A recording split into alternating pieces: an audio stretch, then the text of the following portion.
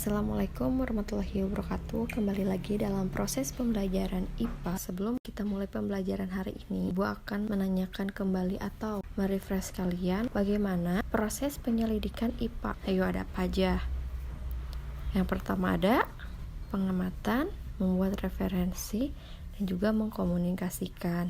Sekarang coba kalian perhatikan gambar berikut. Menurut kalian, dari gambar tersebut menunjukkan sedang apa? Ya benar, pada gambar tersebut tampak seorang dokter sedang mengukur tinggi badan anak dengan menggunakan alat ukur atau bisa disebut juga dengan pengukuran. Lalu apa itu pengukuran? Pengukuran merupakan proses membandingkan besaran dengan besaran lain yang sejenis sebagai satuan. Lalu besaran itu apa? Besaran adalah segala sesuatu yang dapat diukur. Tinggi badan dan massa tubuh adalah contoh besaran. Contoh lainnya adalah panjang, lebar, massa, waktu, kecepatan, intensitas cahaya, berat, gaya, daya, kuat arus listrik, jumlah zat, suhu, dan lain-lain. Nah, sekarang coba kalian perhatikan gambar berikut. Menurut kalian, adakah besaran pada gambar tersebut? Ya, benar. Pada gambar memiliki besaran. Apa aja, ayo? Pada gambar memiliki besaran di mana terdapat kota, diameter lingkaran biji, dan massa bunga. Lalu, apakah warna bunga, aroma, dan keindahan termasuk besaran? Tidak termasuk ya. Kenapa? Karena warna, aroma, dan keindahan tidak dapat diukur dan dinyatakan dengan angka.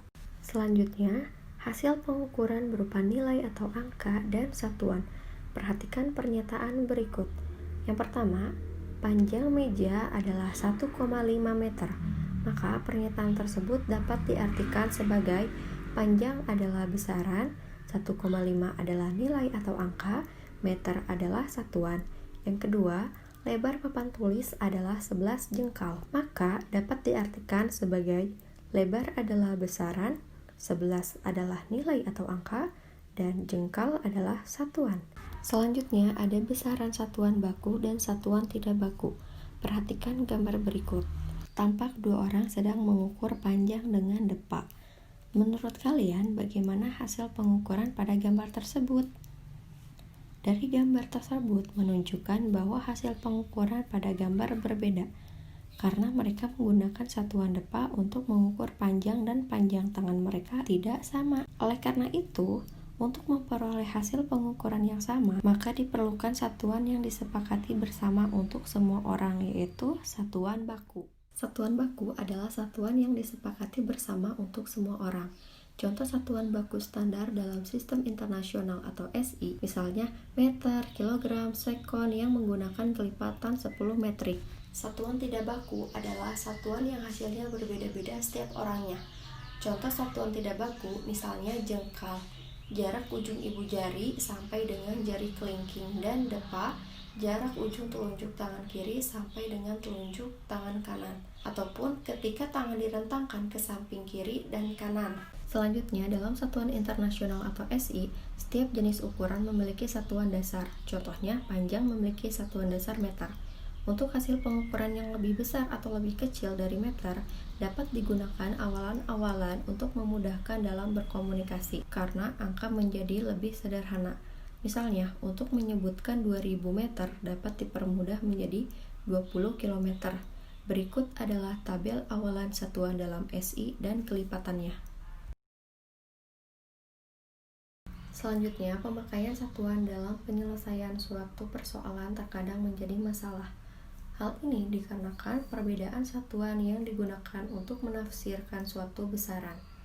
Untuk mengatasi hal tersebut, maka memerlukan suatu konversi untuk mengubah suatu satuan ke satuan lain. Di dalam mengkonversikan suatu satuan, diperlukan suatu faktor konversi yang terdiri atas bilangan dan penyebut, di mana masing-masing memiliki satuan yang berbeda, tetapi memiliki besar yang sama. Baiklah, mari kita mengerjakan contoh soal berikut ini. Pada contoh soal berikut, bagaimanakah kita mengetahui besaran dan satuan pada mikroorganisme? Bakteri memiliki panjang sampai dengan 10 mikrometer. Virus memiliki panjang sampai dengan 100 nanometer.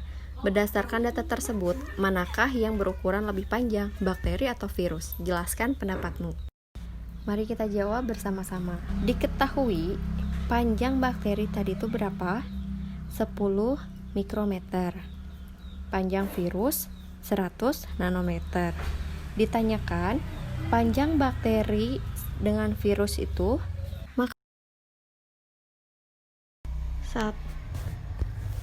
1 mikrometer sama dengan 10 pangkat min 6 meter. 1 nanometer sama dengan 10 pangkat min 9 meter. Jadi panjang bakteri itu adalah 10 mikrometer sama dengan 10 kali 10 pangkat min 6 sama dengan 10 pangkat min 5 meter. Panjang virus 100 nanometer sama dengan 100 dikali 10 pangkat min 9 sama dengan 10 pangkat min 7 meter. Jadi yang memiliki ukuran paling panjang adalah bakteri. Cukup sekian materi yang dapat Ibu sampaikan hari ini. Billahi taufik wal hidayah. Wassalamualaikum warahmatullahi wabarakatuh.